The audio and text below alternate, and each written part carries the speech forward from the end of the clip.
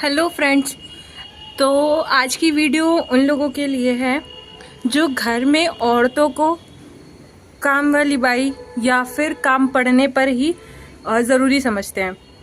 अब इस बात को मैं क्यों बोल रही हूँ, कुछ लोगों को ये चीज़ बुरी लगेगी बट ये सच है। कुछ लोग आज भी औरतों को पैर की जूती के बराबर ही समझते हैं और घर के जितने भी इंपॉर्टेंट डिसीजंस होते हैं ना, कई बार तो औरतों को उसमें कंसिडर भी नहीं किया जाता है। या तो सासू माँ जो होती है उनका कहना होता है कि पराए घर से आई हो तो ये हमारे घर के नियम कायदे कानून तुम्हें क्या पता।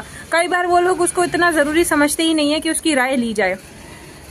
तो एक चीज़ ना हमेशा याद रखनी चाहिए, ईंट सीमेंट पत्थर टाइल्स इन सब से दीवारें खड़ी की जाती हैं, बिल्डिंग खड़ी की जाती है, इमारत बनाई जा सकती है, लेकिन उसको घर हमेशा एक औरत ही बनाती है। एक औरत अपने प्यार से, अपनी समझदारी से, अपने एडजस्टमेंट से, इन सारी चीज़ों से उस घर को रहने लायक जगह बनाती है। और ये बात मैंने कहीं पे पढ़ी थी, मेरी मम्मा भी इस बात को बोलती हैं कि लड़की के ऊपर, औरत के ऊपर डिपेंड करता है कि घर को स्वर्ग बनाना है या नर्क बनाना है। तो ये चीज़ बहुत ज़्यादा इम्पॉर्टेंट है और ये मैंने एक्चुअल लाइफ में देखी भी है। काफ़ी घरों में औरतें ऐसी भी होती हैं जिनकी आपस में ही नहीं बन रही होती है, इतनी खटपट होती है कि घर परिवार घर में आने का मन भी नहीं करता। और कई फैमिलीज ऐसी भी हैं जो जॉइंट फैमिली में रहने के बाद भी उन लोगों में इतना प्यार होता है, इतनी अंडरस्टैंडिंग होती है कि किसी भी चीज़ के लिए ना तुम्हें बोलना नहीं पड़ता, वहाँ चीज़ें खुद ही स्मूथली हो जाती है। इसीलिए ज़रूरी है कि घर में जो औरत है आप उसकी इज्जत करो।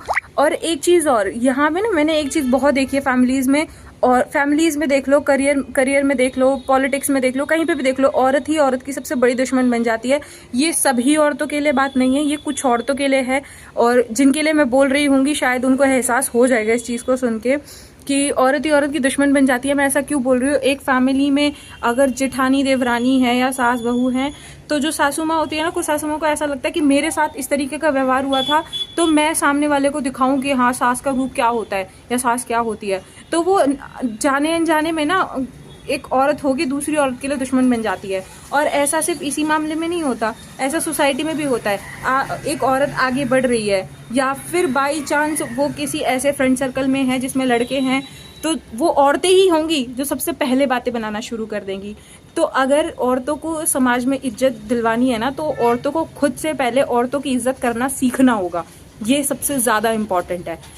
तो पहली चीज़ घर को घर बनाने वाली औरत होती है और दूसरी चीज़ औरतों को औरतों की इज्जत करना सबसे ज़्यादा ज़रूरी है, उसके बाद ही सब इज्जत करेंगे।